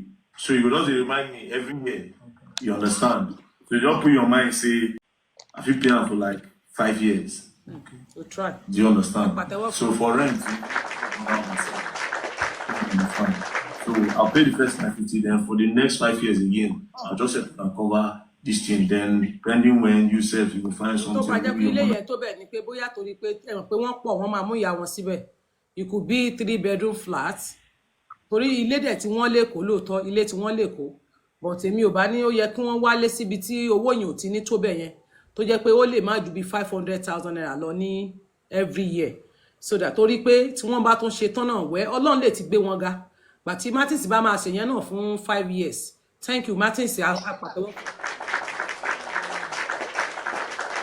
Ìgbà tó bá máa fi ṣèyẹn náà bí àárín 5 years ó ṣeéṣe kí Ọlọ́run ti gba gbogbo ògo kí àwọn ọmọ yẹn náà ti dìde àtàbúrò àtẹ̀gbọ́n kí ìyàwó náà dẹ̀ ti mọ ibi tí ó mórí wọ̀ bóyá owó lápò ni yóò gbà tí ó lè fi ṣe tí ó náà fi máa tajà bóyá àwọn ọmọ náà ni wọ́n rìnrìn àjò tó jẹ́ pé àwọn náà wáṣẹ́ tó jẹ́ pé àwọn náà máa fi rówó tí wọ́n lè máa fi ṣe Ọlọ́run gan lè ṣe láàrin 5 years yẹn bóyá ilẹ̀ tí bàbá wọn fi sílẹ̀ ó sì ṣe káwọn náà máa kọ́ 3-bedroom flat ilé lórí ilé kọjú sí mi kọjú sí ọ̀kan ara kọ́ 3 tí wọ́n máa fi sùn èmi gbàdúrà fún yín pé Ọlọ́run lè ṣe ìyanu torí pé tó bá san after 5 years yẹn tó bá parí 5 years tá dẹ̀ ń sọ yìí ibo ni Martins náà fẹ́ wà so ìdí nìyẹn tó fi jẹ́ pé ahead ẹ̀yin gan gbọ́dọ̀ wáṣẹ́ ẹ mọ̀ sọ pé torí pé ó sọ pé òun fẹ́ òun máa sanwó yẹn fún ọdún 5 ló máa fi sanwó yín ó ṣeéṣe láàrin ọdún 5 yẹn ó lè ní ipò tó náà máa wà tó jẹ́ pé àwọn ọmọọṣẹ́ ni ó máa attend sí yín òun kò ní lè ní access sí yín mọ́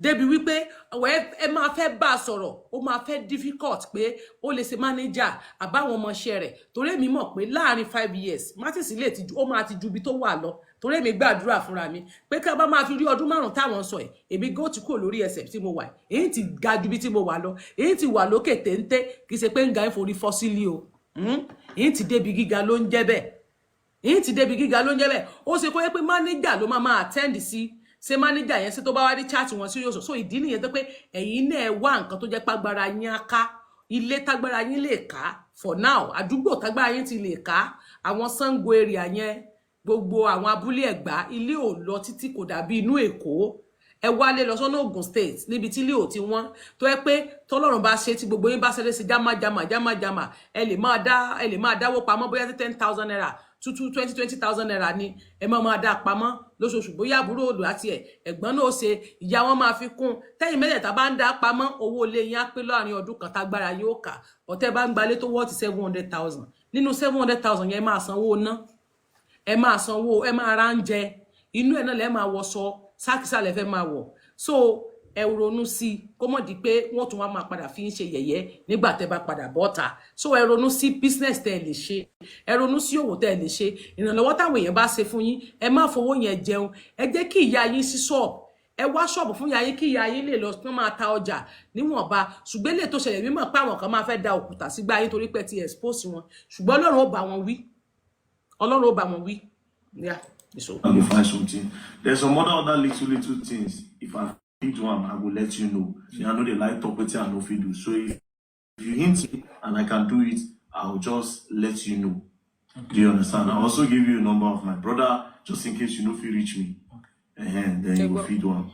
So ṣé report fọgbọ́n sí ó ní in case tí ò bá ní rò torí kò sẹ́ni tó mọ̀la ó fún ní nọ́mbà brother but brother táwọn ọmọ ẹ̀ bá ti reach out sí ọ dákun mọ́ jẹ́ kó jẹ́ táwọn yẹn lọ máa wà lórí òbò tó send the message wọn sí gbó. I want to like raise an important this thing. Points, okay. And the point is about DJ Splash instruments. Okay. Because I want my brother to be back to himself. Because I know the type of talent he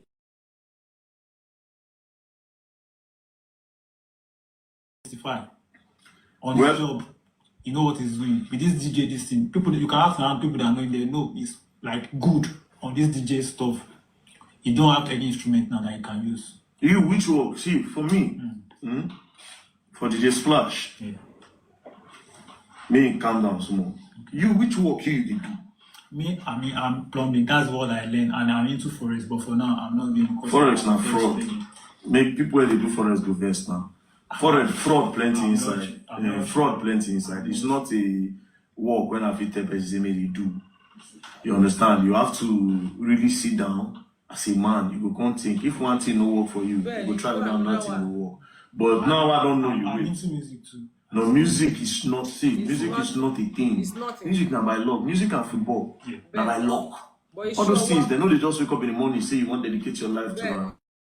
That is a plan C. No even plan B, plan C. Say by the grace of God, if you see small and enter, people like them, then they bring you. Just by football, all those things are plan C. You go don't try, get one normal work, we're going to give you small money. Then get another one. If that first one fail, you get the other one. Then finally, by the grace of God, God bless your bread. People come hear your sound like they pick up. Music is not a career before they select you. It's a career after they select you, just like football. So, DJ Splash, would you like to say one more thing before I end the camera? All I just have to say is that everyone that contributes to my, like, for me to be okay, like, thank you all. Like, I really appreciate it, but I will just stand on my own truth that I did not say what they said I said. So that's just it. Ọjọ́ gbàdúró. Ó sá ń gbégi ní Ìyábọ̀ lójú ọ̀nà yìí ni. Ó sá ń sangi lẹ́yìn ọ̀rùn pé ò sọ bẹ́ẹ̀ sá. Ó tún akọ́ gbà tí ò bá sọ bẹ́ẹ̀. Ẹ fẹ́ ba yí ẹ̀jẹ̀ ni. Ó tún sọ. Ó lóun ò wí tẹ wí àti Ìyábọ̀. Ó ní gbogbo ọ̀rọ̀ tẹ pamọ́ ó lóun ò sọ bẹ́ẹ̀. Ó tún sọ. Ó ní tó ó sọ ni pé òun ò sọ bẹ́ẹ̀ ká ẹ mọ̀ wá náà ń gi nírí. Still.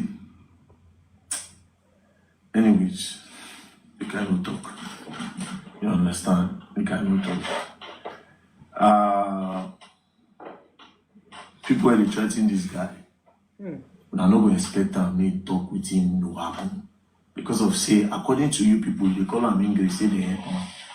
Even if they help person, if they tell you truth, they don't carry like no me continue, I don't want end the video. Even if they help person, the person will help you, when they talk something where you no do. Stand on your ground and say the truth while appreciating the person.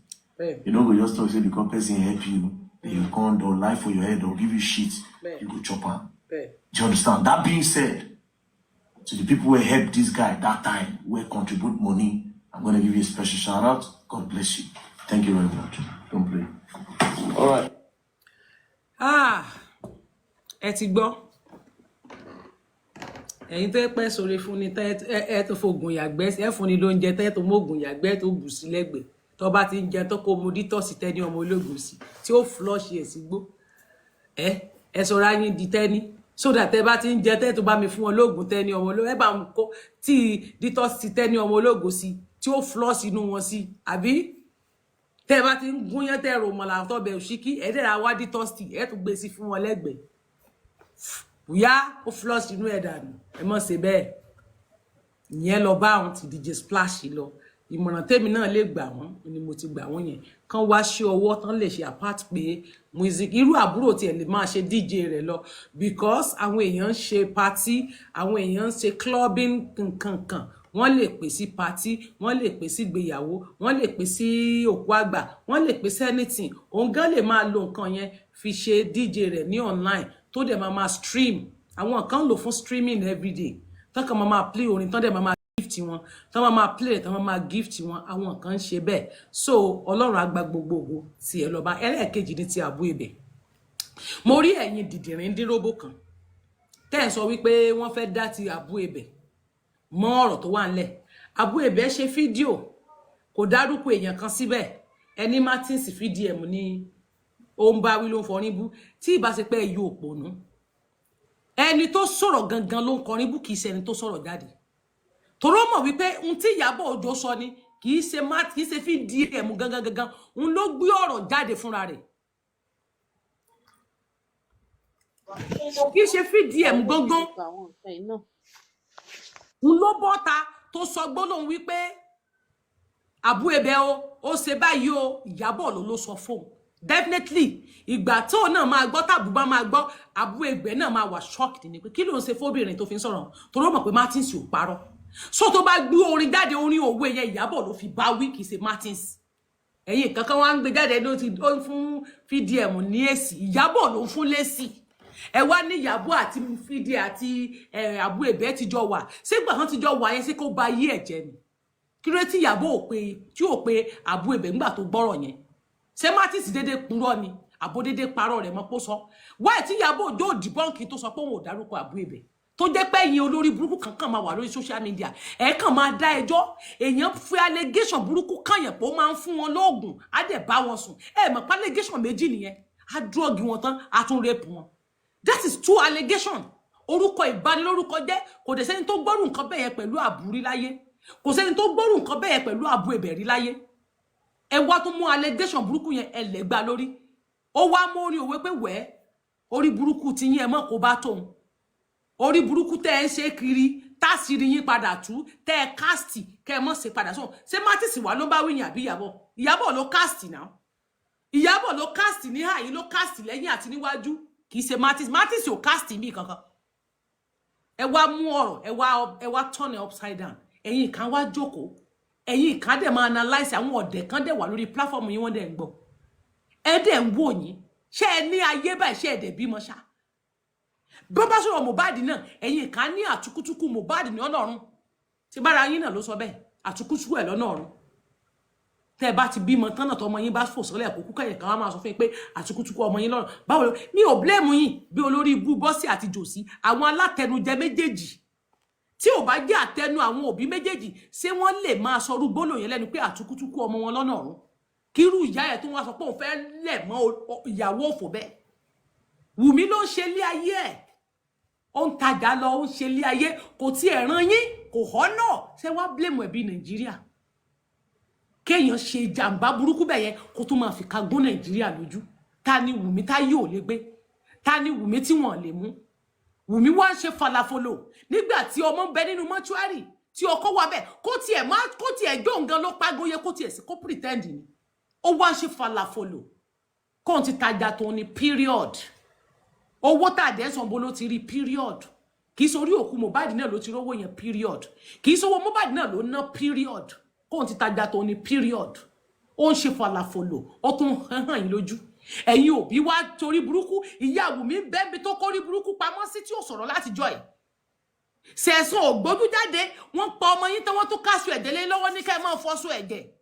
wọ́n ní ká ẹ máa fọ́ ẹ̀yin ìyá yẹn wá sóṣì ẹ̀ ń gbèsè ẹ̀yin ọmọ yẹn tí ìyá bàbá wọn ti pè ya Mohbad tó fò jáde nítorí tọrọkọ́bọ̀ tó ń fọ́ 20,000 naira ẹgbẹ̀lẹ́gbẹ̀ owó ń bẹ lọ́wọ́ wọn wọ́n wá ń fún wọn ní chicken change ọ̀rẹ́ ẹ níjó ní abẹ́rẹ́ ajá náà lọ fún ọ abẹ́rẹ́ ajá dókítà alájá tó ń fún yàn lábẹ́rẹ́ ajá náà gún ẹ lábẹ́rẹ́ ajá òun ìgbà yẹn ló fi ń ṣe bí ìwèrè tó ń káńtà bòròbòrò ìgbà yẹn ló ń kà wọn rí dókítà gidi mú ẹ lọ hospital alábẹ́rẹ́ ajá dókítà tó ń gún abẹ́rẹ́ ná ní kó wá tọ́jú ẹ nílé fúnra wọn náà tún fẹ̀ síra wọn síta tán gbé ògbẹ̀ wá síta pa abẹ́rẹ́ ajá náà fún ẹ sọ wá nífẹ̀ẹ́ rẹ dénú nìyẹn wọn pọ̀ ọlọ́mọ tán tún káṣọ jẹ̀lé lọ́wọ́ wọn ní kó máa fọ́ ṣé ìyá Mohbad ò mọ̀rọ̀ tó ti fẹnu sọ ni wípé tó bá fòun lẹ̀ òun á ti mú ọmọ yẹn tí Wùmí wọ Wùmí bá mọ́ sí ìyá Mohbad sọ pé ọmọ yẹn pé àwọn máa mú ọmọ yẹn ìyá Mohbad mọ̀ pé Wùmí ò mọ nínú ikú ọmọ rẹ̀ ó mọ̀ pé Wùmí ló lu Mohbad pa ìyá Mohbad ló sọ náà ó ní Wùmí ló lu pa ìyá Mohbad said it ó ní Wùmí ló lu ọmọ ń pa ó ní tẹ́ bá ló gun olóhùn ní ó ní tẹ́ bá ló lù pa ó lóun gbà pé ó ló lù pa ṣé ìyá Mohbad ya wèrè ni ó wá ṣe dídáradá tẹ̀lé wọn lẹ́yìn ẹ̀yin kan náà wá kóra yín jọ pẹpẹrẹ yín lábíyá wọn ẹ mọ̀ dáṣẹjọ́ ń gbé pé olórí burúkú mọ̀ sọ̀fẹ́ ọ̀pọ̀lọpọ̀ nínú yín tẹ̀ wá ní ọkọ̀ òṣì lẹ́ṣe ọkọ̀ òkú kọ́bọ̀dù ni ọkọ̀ yóò wà ní ẹlẹ́ lọ bí ṣé òṣì lẹ́ẹ̀bá lọ ìdí ṣíṣà ni wọ́n ti bá yín tẹ́ lọ mọ̀ fa gbó tẹ́ mọ̀ fa gbá ńlá bàǹkì lẹ̀ mọ̀ fà ìyàwó yín fa bàǹkì ṣèbẹ́yìn lẹ́ẹ̀kan ní bàǹkì ìyàwó á lòun gbabi iṣẹ́ lọ ọ̀tọ̀ lọ́dọ̀ tí wọ́n wọ̀ kó lọ́tọ̀ ní tí wọ́n wọ̀ lọ́bi iṣẹ́ ìdí bàǹkì ni wọ́n wà tí wọ́n mọ̀ fà tí wọ́n mọ̀ mú ṣíọtíkálì Mr. Motors ẹ ganu sí máìkì ẹ gbóhùn sókè torí táìmù tí lọ ń bí mi lè play voice note wò mí mọ́ ẹ sọ̀rọ̀ torí táìmù wà ẹ kó kàlẹ̀ yìí olólùfẹ́ Tenny Ọmọlógo ẹ mọ́ gbàgbé láti ọ́dà tí yín o ẹ mọ́ gbàgbé láti ọ́dà detox tí yín ẹ wá fọnú yín gbogbo yín ẹ wá fọnú ẹ wá clean yín ẹ clean sí máàkì yín tó bá ń dọ̀tí tó ń ro ooru diabetes ní high blood pressure wá ẹ ṣe ó yá mò ń gbọ́ yín ẹ ṣe ń gan yín. nínú mọ́tò mi ò tí ì sọ̀kalẹ̀ máa délé within 5-10 minutes. pẹ́ sọ̀rọ̀ èmi ò ní pẹ́ pa omi ìlú dúró mi ní nǹkan tí ń sọ mọ́ mo máa pa láìfù mi ní tí ń sọ mọ́ ìlú dúró 10 minutes orí action máa bọ́ lẹ́ẹ̀kú sí. mo dẹ̀ lọ́rọ̀ tí mo fẹ́ sọ. ẹ máa sọ lọ sí ẹ máa sọ lọ èmi ò lè dúró 10 minutes ìdí gan ti ń ta mí mo fẹ́ fẹ̀yìn lélẹ̀ táìmù ti lọ mo ní school ọ̀la 12 ti kọjá ń bí o so ẹni tó bá fẹ́ sọ ẹni tó bá lọ́rọ̀ tó fẹ́ sọ kó gòkè wá kí Mr. Motors fi délé lè máa tó repeat ọ̀rọ̀ this okay bone health ó yẹ ẹgòkè wá ọ̀rọ̀ ti Wùmí yóò dọ̀la kí n tó analyse torí tí n bá play rẹ̀ lódìdí time máa lọ ní lè play rẹ̀ tán kọ́lọ́run kó gbàdúrà gbogbo wa kó má jẹ́ ká yí ó mú wa torí kò yé mi tó wọ́n pa yín tán wọ́n á tún gbókù tí wọ́n mórí rí kẹ́yìn séèyàn ní jàǹbá tán kó tún máa fojú ẹni yẹn gúngi pé kí lẹ fẹ́ ṣe wá rí Wùmí tó ń ṣe yànnàyànnà bí olórí burúkú ọmọ òṣù ọmọ rádaràda wọ́n ṣe bí olórí burúkú ká ìwọ náà ọ̀dẹ̀ sọ pé onífẹ̀ẹ́ ọmọ ṣe bóun sọ pé husband of your youth ni òun ṣe rádaràda ká ò lójútì wọ́n ń pè ẹ́ lúwèrè tó ń gbé ọmọ ẹran jó kò yẹ kó tiẹ̀ tíjú kó tiẹ̀ ọ̀nà ọmọ yẹn rárá bẹ́ẹ̀ náà lọmọ yẹn ṣe tó bẹ́ẹ̀ ó mà ga gan o ó mà lẹ́tíkẹ́ gan o mo wo fídíò rẹ̀ kan lẹ́ni tí wọ́n sẹ́ni sí mi ní tó ti ń tarun ló tún ṣe báyìí kíní kan ní period kémi tarun tèmi ní period bẹ́ẹ̀ dẹ̀ ní ọkàn yín ò olórí burúkú yín ò balẹ̀ ẹ̀ ń sá káàkiri gbogbo èèyàn lọ ní pín mọ́dà yín ń pè ká ọkàn ẹ̀ balẹ̀ àbí pé kò sí tí ó ṣẹlẹ̀ gbogbo ìgbéyàwó tẹ́ ẹ ṣe tó jẹ́ wípé wọn sọ Davido wọ́n ní kó bọ́ta kó sọ ìdí tó fi fún wọn lówó bọ́ta ó bá ti rí pé orúkọ ẹ̀ hàn nù kíní kan báyìí ọkàn gbé diversion kan wá ìgbéyàwó tẹ́ ẹ rò tì ìgbéyàwó tẹ́ ẹ mú déètì ìgbéyàwó tẹ́ ẹ ṣe láàrin 2 weeks láàrin 3 weeks tí Martins fi bẹ̀rẹ̀ sí ní expose yẹn ẹ sáré ti arrange láàrin ara yín because owó wà ńlẹ̀ ìgbà mélòó lẹ́ẹ̀fì sáré sọ fáwọn tó máa ṣe green card ṣe bó owó ni wọn ní gbà ni iṣẹ́ tó bá yẹ pé wọ́n ń gbà ní 1 million tó máa ti pè ní 5 million fún yín abáyọ tẹ́ fi lé ẹni 1 billion ìgbéyàwó tẹ́ẹ̀rọ̀tì torí wọn mú déètì kò sí online kò sí nǹkan kan wọ́n ní wọn mú déètì ìgbà tó di ọjọ́ yẹn náà tó ń pè wọ́n that's why tó fi ní Davido ló fọ́ǹdì gbogbo flight táwọn èèyàn wọ̀ lọ́bẹ̀ yẹn àwọn tó pè ló pè kì í ṣèrò púpọ̀ láti fi divert social media kúrò lójú kinní yẹn tó bá ti mọ̀ pé tágẹ́ẹ̀tì ń bọ̀ wá bọ̀ báyìí wá dá wọ́n ní kó wá sọ ìdí tó fi fún wọn lówó ó ti divert wọn lọ ṣebí wàá dé sọ̀rọ̀ wọ́n lẹ́yìn náà bẹ́nu gúrùpù ọlọ́ọ̀bẹ kò sẹ́ni tí Ọlọ́run ò bá lè bá wí ìdájọ́ Ọlọ́run kù sí dẹ́dẹ̀ fún gbogbo yín ó lè mí bọ̀ kankan èrè mi bọ̀ pẹ̀lú mi láti san fẹ́ ní kálukú lẹ́gẹ́ bí sí ọwọ́ rẹ̀ kò sẹ́ni tọ́lọ́run ò ní ṣe fún gbogbo ìwà ẹ̀ṣẹ̀ yín Ọlọ́run á bí yín gbogbo tẹ́ ń ṣe ní kọ̀kọ̀ Ọlọ́run á bí yín àtẹ̀yìn tẹ́ ń dájọ́ ná Ọlọ́run á bí yín ẹ̀yin tẹ́ kóra yín jọpọ̀ sórí ṣó tẹ́ ń sí ẹ tẹ́ ń dájọ́ tẹ́ dẹ̀ mọ́ tọ̀rọ̀ Ọlọ́run ó bí yín yóò bí èmi náà ní tèmi náà léèrè èrò inú mi kọ́lọ́run fi dé mi náà lẹ́jọ́ gbogbo ìwọ ọwọ́ mi kọ́lọ́run fi dá mi lẹ́jọ́ kọ́lọ́run fi ìwà rẹ iṣẹ́ rẹ àti wà rẹ kọ́lọ́run fi dáwọ́ náà lẹ́jọ́ lórí ọmọ ọlọ́mọ òun wá dájọ́ ẹ̀ mọ́ òótọ́ o ṣé ẹ̀yin lè bí Mohbad kí Wùmí máa ṣerú nǹkan tó ń ṣe yẹn ṣó lè jẹ́yìn ní ẹbí ọmọ yẹn kó máa ṣe nǹkan tó ń ṣe thank you so much kó lè máa ṣe wá wèrè tó ń wù yẹn àwọn nǹkan tó ń ṣe yẹn kó lè máa lọ ṣe ẹ ní bẹ̀rù Ọlọ́run bó ṣe ń wù òkèrè mọ́ ẹ rò pé wálé ayé ọmọ àǹtí mi mọ́ gbàgbé láti ra detox tea wa a ní diabetes tea a ní high blood pressure tea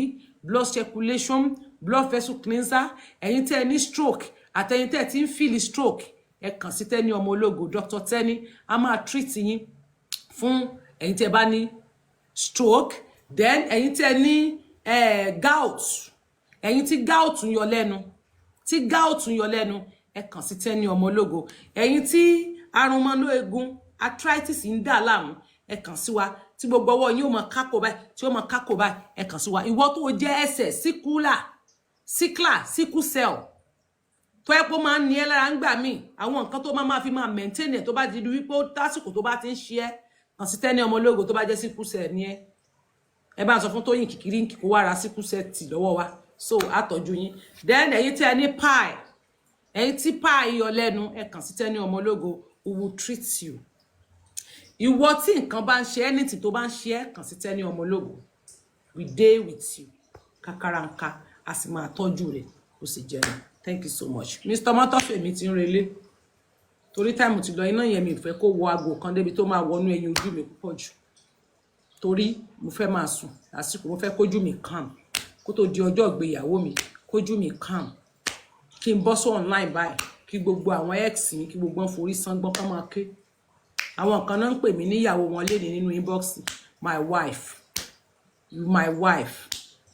wife àtọdún wo mo ní dey play lọ́rọ̀ yín dey play abẹ́rẹ́ ti lọ dey play ni don't go to anybody o I am ready to marry you now dey play láago mélòó lásìkò mélòó alẹ́ ẹ̀ lè bọ́nú ìrìn àrè tẹ̀rín ẹ̀yin tèmi ẹ má gbàgbé o mo máa ṣe ìyàwó mo máa ṣe online wedding ni mo fẹ́ ṣe ṣe gbọ́ láṣẹ Èdùmàrè tí máa kó sínú tí máa jó báyìí tí máa méjì mi tí máa rèé kékeré online tí máa jó next month ní birthday mi náà ṣe ti gbọ́ thank you. ṣé mo tan omi lẹ̀ mi. Aisha baby. Hello. How are you? I'm alright. Hi Yoyan. So, anyways. Carry. Anywhere FSA wedding online.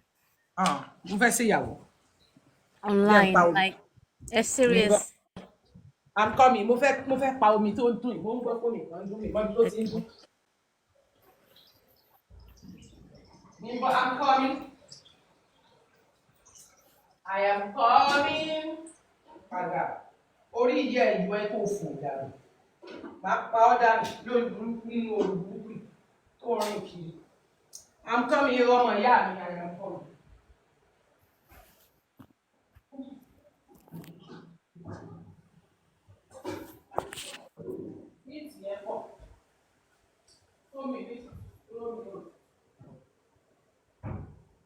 Now, I'm with you, Aisha, me baby. Okay, so wedding, like online wedding, yeah? Yeah, mo fẹ́ ṣe online wedding because tó ipe mi ò ní lè lọ ní time yẹn. Okay, so when is that? Next month. What date? I will tell you. Okay. But birthday means 26. Ọjọ́ birthday mi ni mo fi sí. Oh, so that's 26th of September. Yeah. Okay. La máa ṣe pọ̀. La máa ṣe papọ̀ online. Oh my Online. God. Okay. All right. So jeans lover lọ wá àwọn ìyàwó ọkọ mi wá o. Kó lọ wá wọn lẹ̀. Jeans lover lọ wá àwọn ìyàwó ọkọ mi náà jáde o. Kó ra fóònù fún wọn. Èmi ń bẹ́lé ọkùnrin pé sọ̀rọ̀ lèmi láti ilẹ̀ wá. Auntie Lenny, just love on the share yẹn cause kò ní rí donation gbà now. Kò lè rí torí màá bàjẹ́. Jẹ́ rẹ́rìn jáde ọmọ ìyá mi. Jẹ́ rẹ́rìn. No donation. No donation. Ọlọ́run o, bóyá lọ mọ̀ pé mi gan gbà. Èmi yàtọ̀ sí Lizzy tí ó mọ̀ bẹ̀rù pé Lizzy níbẹ̀rẹ̀, Lizzy kọ́kọ́ bẹ̀rù níbẹ̀rẹ̀. Kó tó di pé ẹ sọ di wèrè mọ́ yín lọ́wọ́. Ó bẹ̀rù níbẹ̀rẹ̀ pé kẹ́mọ̀ borúkọ ń jẹ́. Ọmọ pé mi gan sọ̀rọ̀. Èmi lẹ́yìn ìgbà donation. Ẹ kàn fọkọ mi ní fame. Ọlọ́run kú sí olórin ni. Ẹ kàn máa ń blow rẹ̀. Hi. Ẹ kàn blow rẹ̀. Hi. Ẹ kàn blow rẹ̀ ni. Hi. Auntie Lenny. Orí yín tí ò pé. Next month ni ìyàwó mi. Èmi ò ṣeré o. So Okay. kálukú yeah. So my try to get ready. So online on the 26th of September, Yeah. which is your birthday. Okay.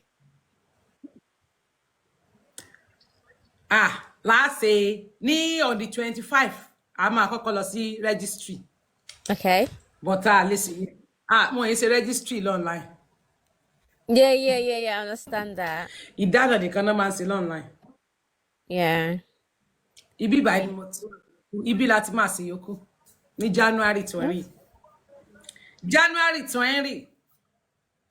January 20. Okay. Yeah. Okay. La máa ṣe physical wedding. Wedding. That's Kí ló ń like lọ báyìí? that's obviously like a white wedding. The one in January Yeah. next year. January 20. Yeah. But that main Okay. one, I say ní next month. Ó máa gbẹnu tán. Ẹ̀wọ̀n ọ̀tá mi kú. Ẹ̀yin tẹ́ ní Indomie kú. Yábọ̀, lọ́rẹ̀ wá fóònù o. Kó wá fún àwọn ìyàwó ọkọ mi kó lọ gbé gbogbo wọn jáde. Oh, I'm telling Nàìjíríà. everyone compare Priscilla at the Davido wedding. Àní Ìyábọ̀ ló wà nídìí ẹ̀. Òun ló wà nídìí tẹ́ ń rí. Ebe ẹni pé nígbà tí wọ́n gbọ́rọ̀ Wùmí jáde, tí wọ́n tún ti ń gbé ọ̀rọ̀ tí gbogbo àṣírí inú gúrùpù ti tú, ẹ rí pé orin tí Mohbad kọ fún Wùmí lókùn tó tún ń gbé káàkiri tó tún rẹ́ẹ̀nì kiri.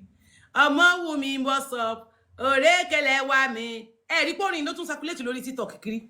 Woman, any Ẹ rí pé problem? orin yẹn náà tún sáré tì síta tán kọ́ọ̀sì tán tún fi ń sáré promote ẹ̀ tán tún fi sáré sọ̀rọ̀ nítorí pé ti Wùmí.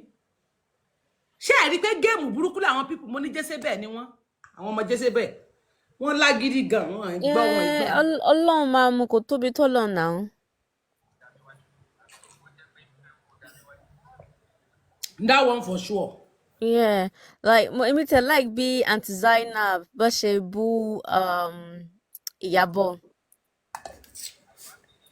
Mo wo program wọn kan báyìí tán like literally tán bú àwọn tó support Iyabo tán support ẹ tó bú wọn pé bóyá ṣe máa compare wedding ọmọ ẹ sí like the video pé pé it came from like wealthy family and àwọn náà dẹ̀ lówó